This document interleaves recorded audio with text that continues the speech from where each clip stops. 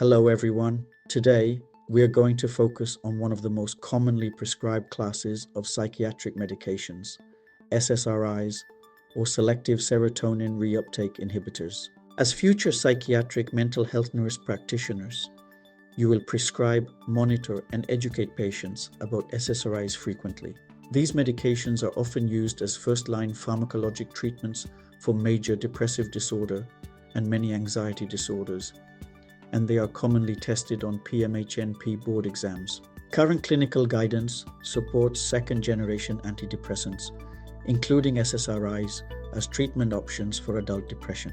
By the end of this video, you should be able to identify common SSRIs, explain when they are used, recognize key side effects, screen appropriately before prescribing, and teach patients how to stop them safely.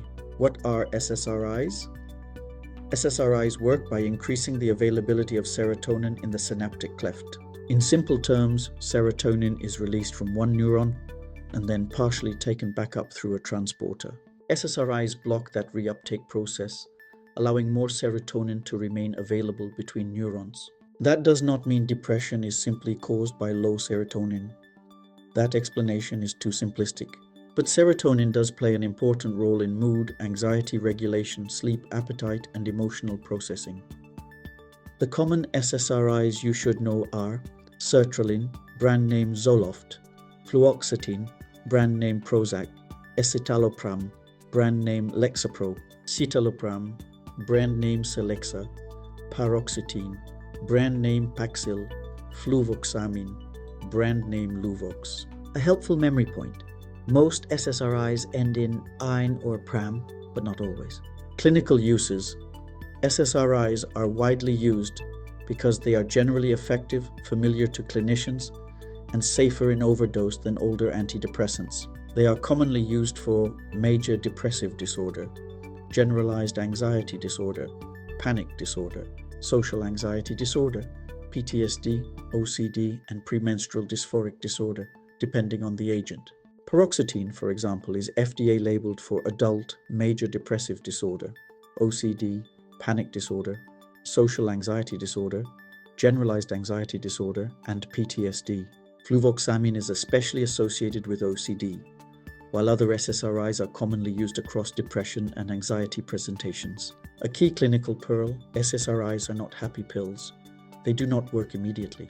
Patients usually need education that improvement may begin in a few weeks, but full response can take longer.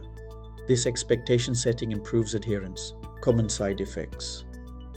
Now let's talk about side effects, because this is where PMHNPs can make a major difference through patient education. The most common SSRI side effects include gastrointestinal upset. Patients may report nausea, diarrhea, or stomach discomfort. Sexual dysfunction. This can include decreased libido, delayed orgasm, or difficulty with arousal. Patients may not volunteer this unless you create a safe space. Sleep changes. Some SSRIs can cause insomnia or activation, while others may feel more sedating. Activation can look like jitteriness, restlessness, increased anxiety, or feeling wired, especially when starting treatment. Some patients feel tired or slowed down. Timing the dose at night may help, depending on the medication and patient response. A practical prescribing pearl: start low and go slow when patients are sensitive to medications or have a history of activation. Must do screening before starting SSRIs. Before starting an SSRI, always screen for bipolar disorder. This is not optional. It is a safety issue, because antidepressants can potentially precipitate mania in vulnerable patients. Ask about a history of decreased need for sleep, grandiosity, increased goal-directed activity, and pressured speech. Also screen for racing thoughts, impulsive spending, risky sexual behavior, or periods of unusually elevated or irritable mood. Here's the board-style pearl: do not treat bipolar depression with antidepressant monotherapy. The correct clinical move is to reassess the diagnosis and consider mood stabilizers or antipsychotic options appropriate for bipolar disorder.